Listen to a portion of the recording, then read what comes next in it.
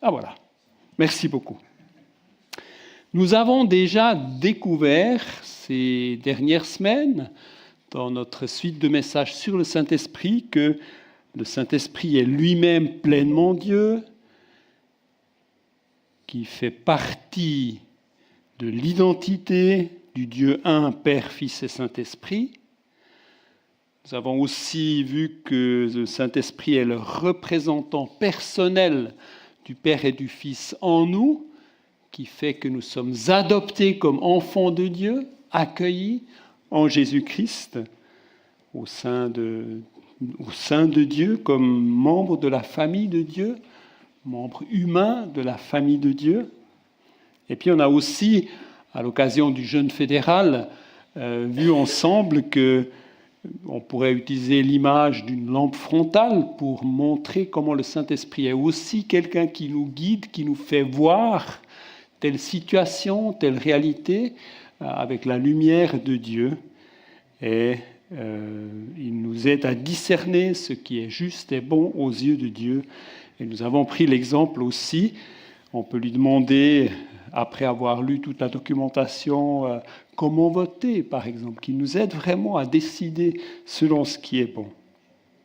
Seulement, si on reste avec cet exemple des votations, il serait intéressant de voir comment les uns et les autres vous avez voté il y a le week-end dernier. Et j'ai une petite intuition, c'est que peut-être on n'aurait pas tous voté de la même manière. On ne va pas faire l'exercice, ce serait assez intéressant, mais on ne va pas investir du temps pour cela, surtout qu'il y a aussi un secret de vote, n'est-ce pas, qu'on veut tout à fait respecter. Mais, alors que peut-être les uns et les autres, vous avez prié comment voter, peut-être vous êtes arrivés à des résultats différents.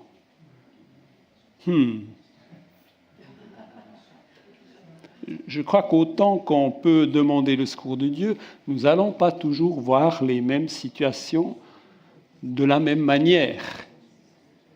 Alors, qu'est-ce que ça veut dire ? Finalement, est-ce que ça ne fait pas de changement ? Non, parce que nous avons tous des histoires différentes, nous avons tous des impulsions, même d'interprétation de la parole différentes, et finalement, chacun avance avec une certaine cohérence.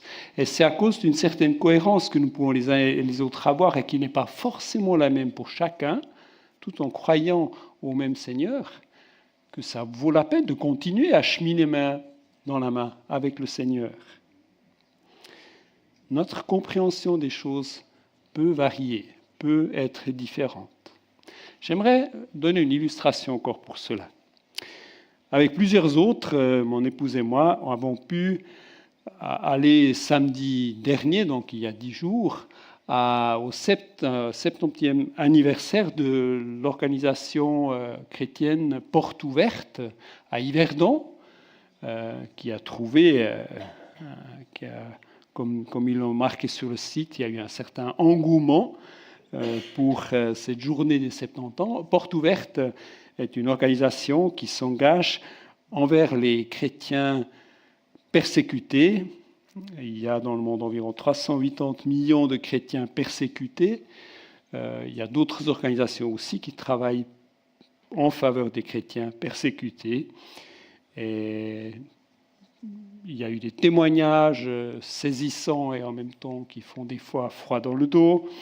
Il y a aussi cet encouragement de continuer à s'engager pour les chrétiens persécutés, ce qui fait vraiment une différence. Et puis les témoignages nous invitent justement aussi à être solidaires.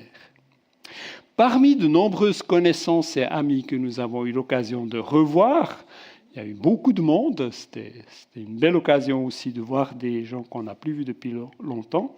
Nous avons croisé un collègue pasteur à la retraite, qu'on avait vu quelques jours avant à la télé, qui était actif lors de la manifestation à Lausanne en faveur de qui ? En faveur de la population de Gaza. On a échangé avec lui, et puis il nous a dit que à la fin de cette manifestation, qui s'était tenue en même temps qu'une manifestation en faveur d'Israël, il a croisé un collègue pasteur qui avait manifesté en faveur d'Israël. Et ils ont ensemble partagé, et à la fin de leur rencontre, ils se sont embrassés, étreints en Jésus-Christ, et ils se sont quittés. Et je pense que c'est ça, à la fois une illustration qu'on peut avoir des perspectives différentes mais complémentaires, et elles seront complémentaires pour autant que le Christ reste au centre. Voilà, je m'arrête là, mais ça m'a frappé et ça m'a touché parce que je pense que ça montre qu'il y a vraiment une certaine diversité que l'Esprit nous permet de voir et de vivre, et en même temps, l'Esprit est fidèle et veut nous accompagner. Une des choses essentielles, c'est de savoir ou d'essayer de savoir dans quel temps vivons-nous. Dans quel temps vivons-nous? Il n'y a pas très longtemps, on a vécu en Église toute une série de messages sur l'Apocalypse, et puis on a constaté que ce dernier livre de la Bible ne parle pas seulement des derniers temps, mais aussi du présent. La connaissance de ce que la Bible dit sur les derniers temps appelle l'eschatologie, la connaissance, la logique, si vous voulez, des derniers temps, des dernières choses. Et la doctrine, justement, elle décrit comment comprendre le présent, l'avenir, vers quoi est-ce que nous allons et comment nous situer là-dedans. Or, le Saint-Esprit est dans le Nouveau Testament un agent de l'eschatologie, un agent des choses des derniers temps. Pour mieux capter ce que ça veut dire, on peut rappeler que du temps de Jésus, quand Jésus marchait sur terre, il y avait une attente bien spécifique des Juifs de l'époque. Elle était basée, cette attente, sur de nombreux textes de l'Ancien Testament, le plus souvent dans les prophètes, mais aussi sur des promesses de Dieu très concrètes et sur l'histoire qui se déroule et que l'Ancien Testament retrace. Et il y avait en particulier des attentes qu'on peut résumer dans ce schéma. C'est que l'âge présent, donc le temps, on peut dire, de l'Ancienne Alliance, de l'Ancien Testament, l'âge présent du temps de Jésus, dans lequel Jésus et ses apôtres vivaient, le temps, c'est très résumé, le temps de Satan, le temps aussi du péché, il y a le péché, la maladie, la mort, et une certaine absence de l'Esprit. L'Esprit est une promesse, l'Esprit est promis, notamment dans les prophètes, que l'Esprit va venir. Et puis, il y a une attente assez claire, il y a l'âge à venir, l'âge qui vient, enfin qui est à venir, qu'on attend.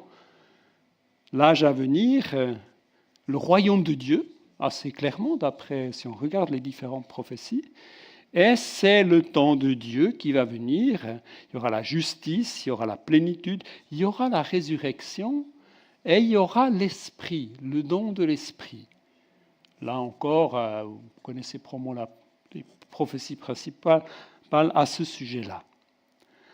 La fin allait intervenir au moment où Dieu enverrait le Messie promis, qui mettrait fin à l'âge présent et inaugurerait l'âge à venir. Le royaume de Dieu suivrait la résurrection des morts et le don du Saint-Esprit promis. Donc les attentes, la résurrection des morts, dans le jugement dernier, on peut aussi l'ajouter, nouveaux cieux, nouvelle terre, que Dieu a aussi promis, et puis notamment le temps de l'Esprit aussi, comme ça a été annoncé. Seulement voilà, quand Jésus est apparu sur la scène, il a annoncé quel était le premier message de Jésus. Petit rappel, vous vous souvenez, quand Jésus est apparu, quel était son message en résumé? Quelqu'un se souvient? notamment dans l'évangile de Jean. Qu'est-ce qui est arrivé? Le royaume de Dieu est là, est proche, et d'une certaine manière aussi, il dira, aussi dans les évangiles, le royaume de Dieu, il est parmi vous. Donc déjà arrivé, et avec un peu de recul, on peut dire le royaume de Dieu est arrivé avec Jésus. Le règne de Dieu est arrivé. Et en même temps, dans d'autres textes, il parle aussi de ce royaume comme quelque chose qui va être là, venir en plénitude. Comme quand dans les paraboles, le royaume de Dieu, quand le roi viendra notamment, il va s'asseoir et puis il va instaurer une sorte de règne ultime. Mais d'une certaine manière aussi, ce royaume est déjà là. Les deux événements majeurs qui vont faire basculer la perspective des premiers chrétiens, donc le premier schéma, qui va en fait modifier ce schéma, c'est la résurrection de Jésus suite à sa crucifixion, et puis le don du Saint-Esprit à la Pentecôte. Ces deux événements vont profondément modifier la compréhension de ce schéma qui va être modifié. Et si on le retrace d'après le témoignage clair du Nouveau Testament, on peut découvrir qu'il s'agit de vivre le présent à partir de la fin, de vivre le présent à la lumière de ce qui est à venir. Et ça peut être représenté de cette manière-là. C'est qu'avec Jésus, avec le don de l'Esprit, la fin est déjà là, la fin est déjà arrivée, et se dégage un commencement de la fin et un achèvement de la fin, et nous sommes là entre deux, le temps entre les temps, qui n'est pas juste une parenthèse en attendant qu'enfin ça se passe. Non, parce que nous sommes invités à vivre à la lumière de ce qui est à venir. Vous voyez ? Puisqu'il y a toujours l'âge à venir, d'une certaine manière, même s'il est déjà venu, mais il y aura l'âge de l'accomplissement final. Et ainsi, le temps de l'Esprit a comme été avancé, puisque le Saint-Esprit a déjà été donné à la Pentecôte. Et en même temps, sauf pour quelques perspectives assez radicales qui risquent de nous faire casser la figure, l'idée qu'on pourrait déjà vivre la perfection dans le présent, et puis que finalement on serait déjà ressuscité. Il y a eu différentes théories au travers de l'histoire de l'Église, ou des mouvements qui ont dit maintenant c'est la fin, et tout est accompli, on ne va plus mourir, on est déjà entré dans cette finalité, ce qui est un peu difficile à démontrer, me semble-t-il. Vous voyez la modification ? Et plus vous avancez dans votre étude, approfondissement du Nouveau Testament, plus un schéma comme ça peut faire sens. Pourquoi ? Alors, tout d'abord, on voit des affirmations très fortes, principalement dans Paul, mais pas seulement. Ici, c'est surtout des textes de Paul, où on voit que c'est bien une perspective qui était en tout cas celle de Paul et d'autres auteurs du Nouveau Testament. Paul, par exemple, à un moment donné, dit « Or, tout cela leur est arrivé ».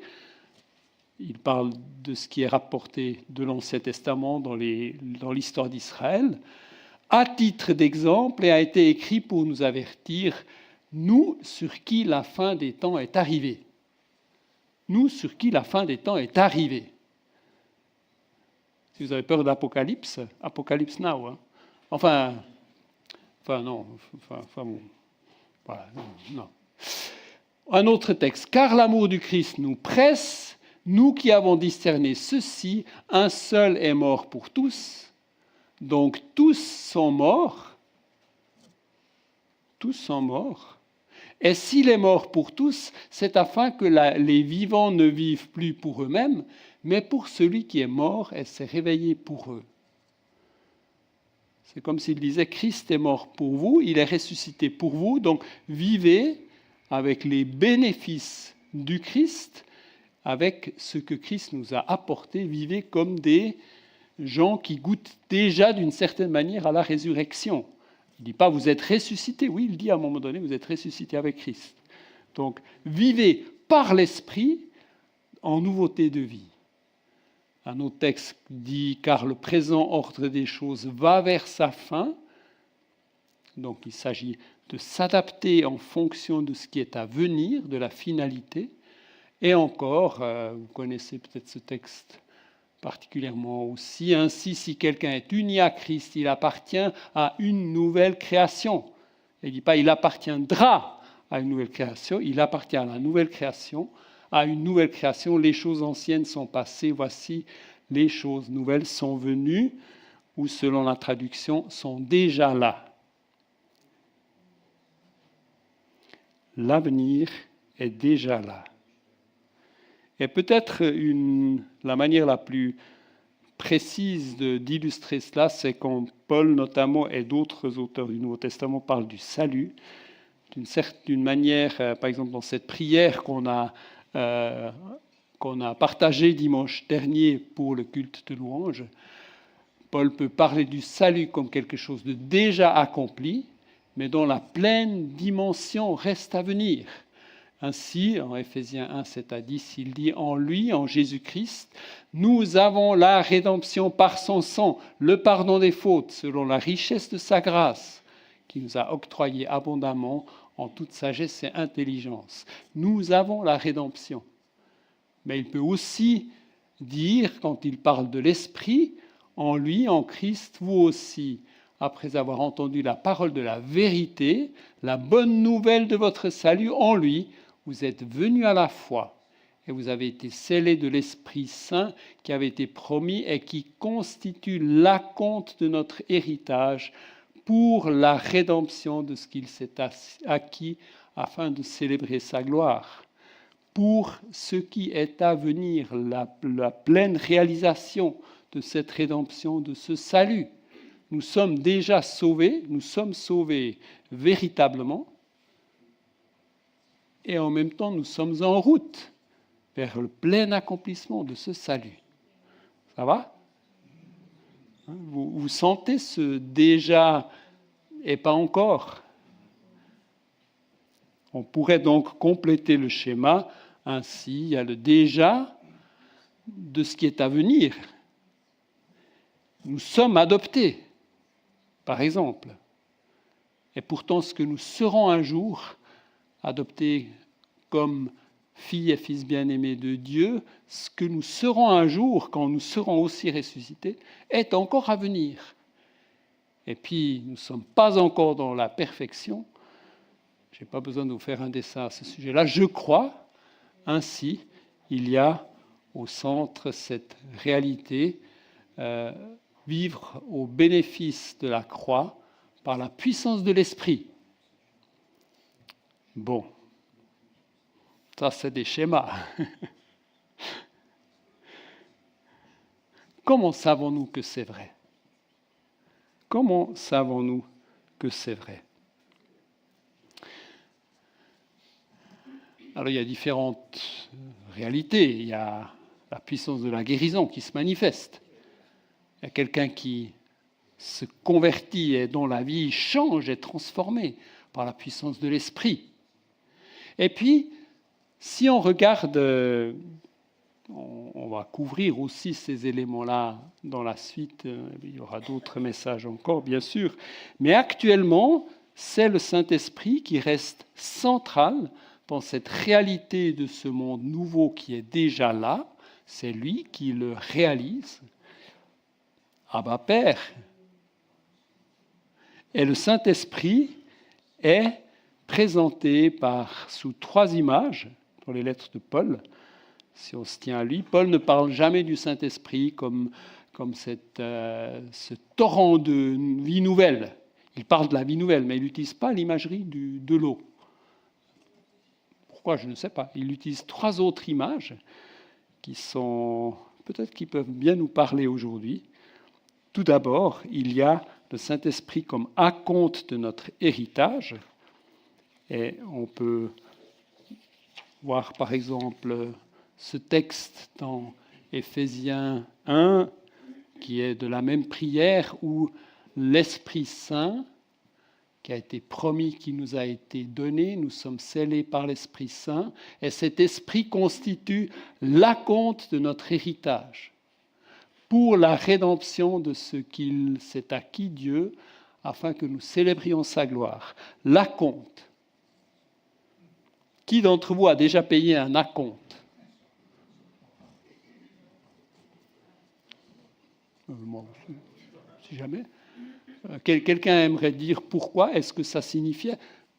Si vous ne voulez pas, il n'y a pas de souci, hein, mais parce que ça peut être un peu délicat. Vous avez acheté un château peut-être, mais voilà. Est-ce que quelqu'un pourrait dire à quoi sert un acompte ? C'est la garantie d'obtenir ce qu'on a acheté, ce qu'on a reçu, ce qu'on va recevoir. C'est ça, oui, voilà. Le Saint-Esprit comme un acompte de ce qu'on va recevoir dans la plénitude. Alors, on n'a pas reçu une petite part du Saint-Esprit, une sorte de pied ou de main, enfin voilà, non, c'est pas ça, disons. On a reçu le Saint-Esprit, comme nous pouvons le recevoir. Alors, on avance, on progresse évidemment dans la vie de l'Esprit, mais le Saint-Esprit est comme l'acompte de ce que nous allons recevoir beaucoup plus. Et aujourd'hui, déjà, on veut beaucoup plus. En tout cas, je reste dans l'apprentissage, une bonne aspiration, il faut, et pourtant, on ne sera pas encore dans le 100%. Le Saint-Esprit est comme un acompte de ce qui va venir dans la plénitude. Puis, il y a une autre image qui est utilisée, le Saint-Esprit comme prémisse, les premiers fruits de ce qui est à venir dans la plénitude. Ici, dans Romains 8, Paul dit « Bien plus, nous aussi, qui avons les prémices de l'Esprit, nous aussi nous soupirons en nous-mêmes en attendant l'adoption filiale, la rédemption de notre corps. » Vous voyez là, le Saint-Esprit est présenté comme le premier fruit, les premiers fruits. Si vous avez déjà vécu cette joie d'appartenir à Dieu qui dépasse, c'est pas juste là-haut que ça se passe, mais que ça bouge là. Et puis vous êtes devant Dieu, peut-être à genoux, peut-être debout. Alléluia, Seigneur, tu es tellement génial. Je sais que tu m'aimes tellement. Puis peut-être après on se tait parce que là on est... Ça, c'est un signe de l'Esprit. Peut-être que vous avez vécu une guérison par la puissance de l'Esprit. Ça, c'est un signe de l'Esprit. Premier fruit. Un jour, vous allez mourir. Mais un jour, vous allez ressusciter. Et là, ce sera la plénitude, ce sera la récolte de ce que Dieu a fait en vous, ce qu'il a construit en vous jusqu'à la fin. Et actuellement, le Saint-Esprit, c'est les premiers fruits. Il y a d'autres textes qui en parlent. Ici, c'est particulièrement significatif. Il est question de la souffrance, participer aux souffrances du Christ pour aussi participer à sa gloire. Et dans ce sens-là aussi, le Saint-Esprit est ce qu'il nous faut pour vivre dans cette vie fidèlement attachés à Dieu, que nous soyons guéris, que nous restions malades, que nous soyons pleins de succès, ou que nous ayons l'impression des fois de ne pas être si pleins de succès, mais que dans la réalité du présent, du monde présent qui souffre,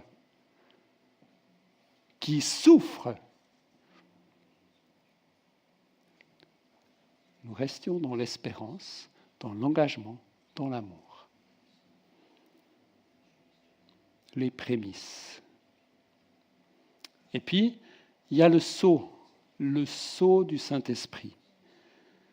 Et ça, c'est peut-être le côté le plus absolu d'une certaine manière. Le sceau. Le Saint-Esprit, c'est le sceau de Dieu que nous lui appartenons. Or, celui qui nous a fermis, d'après 2 Corinthiens 1, 21-22, or celui qui nous a fermis avec vous dans le Christ et qui nous a conféré l'onction, qui est une autre manière aussi de parler du don de l'Esprit, c'est Dieu. Il nous a aussi marqués de son sceau et il a déposé dans notre cœur les arts de l'Esprit. On arrive de nouveau l'acompte de l'Esprit. L'Esprit est le sceau de Dieu que Dieu a mis sur vous, sur chacun d'entre vous. Et ce sceau, il dit, c'est mon fils, ma fille bien-aimée. Et personne ne pourra jamais l'éloigner de mon amour. Elle, il est à moi. Et j'aime le dire, propriété privée. Le sceau. Le sceau est aussi une garantie que Dieu nous a rachetés, que nous sommes à lui, et c'est aussi une sécurité, parce que Dieu veille sur les siens. Le sceau de l'Esprit, c'est aussi une garantie que Dieu nous mènera jusqu'au bout, et qu'au bout, on verra ce qu'on ne voit pas encore. J'espère que vous avez pu rester avec moi. Là, c'est pas mal d'images, mais des images que je trouve tellement concrètes aussi. C'est beau. Voyez-vous dans votre cœur le sceau de l'Esprit, qui est le signe que vous lui appartenez, que vous n'appartenez plus à ce monde, qui nous influence encore, mais nous sommes profondément marqués pour appartenir à Dieu. Donc, en conclusion, restez encore avec moi, le Saint-Esprit est la clé de notre orientation vers l'avenir. Le Saint-Esprit est la clé de notre orientation vers l'avenir. Par le Saint-Esprit, nous cherchons à vivre selon ce qui est à venir. Nous sommes dans une série sur le Saint-Esprit. Il y aura d'autres éléments qui seront abordés, mais premièrement, le Saint-Esprit, cette perspective de vivre dans le temps, entre les temps, nous donne confiance et assurance. Nous sommes enfants de Dieu. Le Saint-Esprit est le sceau de notre appartenance à Dieu, que nous sommes frères et sœurs en Christ. Il est aussi le garant qui soutient notre foi et nous permet, sur la base de l'Écriture, d'être certains qu'un jour, nous ressusciterons comme Christ est ressuscité. Alors notre salut, notre rédemption seront pleinement accomplis. Deuxièmement, les images de l'acompte et des prémices nous rappellent que nous sommes en route dans une dynamique progressive, mais que dans ces temps de la fin, la faiblesse, la souffrance continuent à faire partie de notre réalité. Alors on fait tout, beaucoup contre, on se soigne quand on est malade, et on prie avant tout. On essaye de s'engager du bon côté. Et des fois, on peut être tiraillé. Parce que d'un côté et de l'autre, il y aura toujours des humains. Compliqué. Et pourtant, nous vivons des réalités auxquelles nous nous attachons. Nous essayons de vivre la paix, de construire la paix, de soutenir la paix, là où on peut faire une différence. Nous cherchons à faire ce qui est juste avec le discernement. C'est de lampe frontale que Dieu nous donne. Et pourtant, des fois, quelqu'un d'autre fera le contraire, aussi au nom du Christ. On est dans le partiel. On est dans le partiel. Mais on peut avoir confiance que Dieu nous accompagne parce que le plein accomplissement est à venir. Et nous pouvons déjà goûter à des acomptes de cette nouveauté. Cette semaine, quelqu'un qui s'est éloigné du Seigneur s'est rapproché, est revenu vers lui et a demandé pardon, s'est réengagé avec le Seigneur. C'est juste magnifique au milieu de certaines nouvelles qui sont plus compliquées, aussi des nouvelles de santé des gens de l'Église, etc. Et troisièmement, donc, premièrement, confiance et assurance. Deuxièmement, la faiblesse et la souffrance continuent à faire partie de notre réalité, mais nous sommes en route. Et puis la troisième chose, c'est dans ce cadre du déjà et pas encore que nous progressons dans le fruit de l'esprit et que nous exerçons les dons.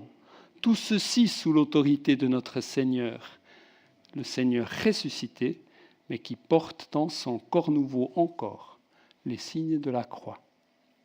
Donc, on peut dire confiance, réalisme, mais pas un réalisme négatif que, d'après le premier schéma, on est perdu dans cet ancien monde. Non, on n'est pas perdu dans cet ancien monde. Le nouveau monde a déjà commencé. Nous avançons dans la confiance, dans l'espérance, dans la consécration, toujours. Enfin, on essaye. Le Saint-Esprit veut éclairer notre regard sur le temps dans lequel nous vivons, ce temps entre les temps, et on en a bien besoin. Amen.